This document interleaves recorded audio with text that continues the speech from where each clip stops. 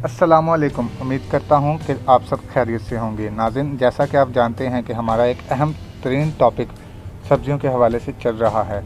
कल हमने आपको सब्जियों की अफादियत के बारे में बहुत तफसील से बयान किया था। आज हम बहुत खूबसूरत मौजू की तरफ हैं, यानी सब्जियों की कुदरती अफादियत के हवाले से। सब्जियों की कुदरती अफादियत हमें तब ही हासिल हो सकती है जब हम इनको कच्चा इस्तेमाल करें, यानी सलाद की तरह। जब सब्जियों को आग पर पकाया जाता है तो उनके बहुत से अज्जा ज़ाया हो जाते हैं। इन सब्जियों को सलाद की तरह इस्तेमाल किया जाए, लाजमी है कि वो ताज़ा, खस्ता और खुश्क हों। तो इसी तरह जिन सब्जियों को पका कर इस्तेमाल किया हो तो कोशिश करनी चाहिए कि उनकी अफादियत ज़्यादा से ज़्यादा महफूज रहे। इस मकसद के लिए दी गई तदाबीर पर लाजमी अमल किया जाए। नाज़रीन, वीडियो शुरू करने से पहले हमारे चैनल को ज़रूर सब्सक्राइब करें और साथ ही बेल आइकन के बटन को प्रेस कर दें ताकि आपको हमारी आने वाली मज़ीद वीडियोस का नोटिफिकेशन मिलता रहे। तो चलते हैं आज की वीडियो की जानिब। पकाने से पहले सब्जियों को अच्छी तरह धोकर खुश्क कर लिया जाए। धुली हुई सब्जियों को बड़े बड़े टुकड़ों में काटना चाहिए। सब्ज़ी के टुकड़ों को पानी में उस वक्त डालें जब पानी उबलना शुरू कर दे।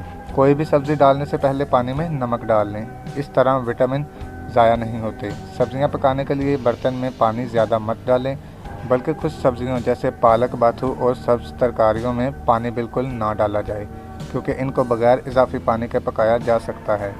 सब्जियां पकाते हुए देचकी का ढकना बहुत कम हटाया जाए, क्योंकि ढक्कन हटाने से भाप ज़ाया हो जाती है। कोशिश करनी चाहिए कि ऐसी सब्जियां सिर्फ भाप में पकाई जाएं। सब्जियों को ज़्यादा देर तक आग पर ना रखें, सिर्फ इतना वक्त आग पर रखें कि सब्जियां नरम हो जाएं ताकि चबाने में आसानी रहे। पकी हुई सब्जियों को गरम गरम खा लिया जाए। बार बार गर्म करने से सब्जियों की ग़िज़ाई अफादियत ख़त्म हो जाती है। ग़िज़ाई अज्जा को ज़ाया होने से बचाने के लिए ज़रूरी है कि सब्जियों को धीमी आंच पर लगाया जाए। जिस पानी में सब्जियां पकाई जाएं उसे ज़ाया नहीं करना चाहिए, बल्कि इसमें मज़ीद सब्जियां पकानी चाहिए। सब्जियां पकाते हुए ज़्यादा पानी नहीं डालना चाहिए और ना ही ज़्यादा देर तक आग पर पकाया जाए। सब्ज़ी जिस पर छिलका हो, जैसे आलू, शलजम, चुकंदर और मूली वगैरह को मत छीलो। अगर सब्ज़ी बासी हो तो इतना छीलें कि इसका छिलका आसानी के साथ चबाया जा सके। ऐसी सब्जियां जिनकी हम जड़ें इस्तेमाल करते हैं उनके छिलकों में बहुत ज़्यादा मादनी अज्जा पाए जाते हैं। अगर इन्हें छील कर छिलके फेंक दिए जाएं तो वो तमाम मादनी अज्जा ज़ाया हो जाते हैं। सब्जियों की ग़िज़ाई अफादियत को बरकरार रखने के लिए उन्हें ज़्यादा देर तक पानी में डबो कर ना रखें। सब्जियां एल्युमिनियम के बर्तन में नहीं पकानी चाहिए, क्योंकि एल्युमिनियम सिल्वर बहुत नरम धातु होती है। जब इसे गर्म किया जाता है तो सब्जियों में पाए जाने वाले एसिड्स और अल्काइन मुतासिर होते हैं। साइंस ने यह बात तहकीक से साबित कर दी है कि एल्युमिनियम के बर्तन में जब खाना पकाया जाता है तो बर्तन के बारीक बारीक ज़र्रात खाने में शामिल हो जाते हैं। जब ये खाना हम खाते हैं तो एल्युमिनियम के बारीक बारीक ज़र्रात हमारे मैदे में पहुंचकर उसकी दीवारों को नुकसान पहुंचाते हैं, जिसके नतीजे में निज़ाम हज़म की ख़राबी, ग़िज़ाई नाली की खराश और अंतड़ियों की बीमारियाँ लाहक हो जाती हैं।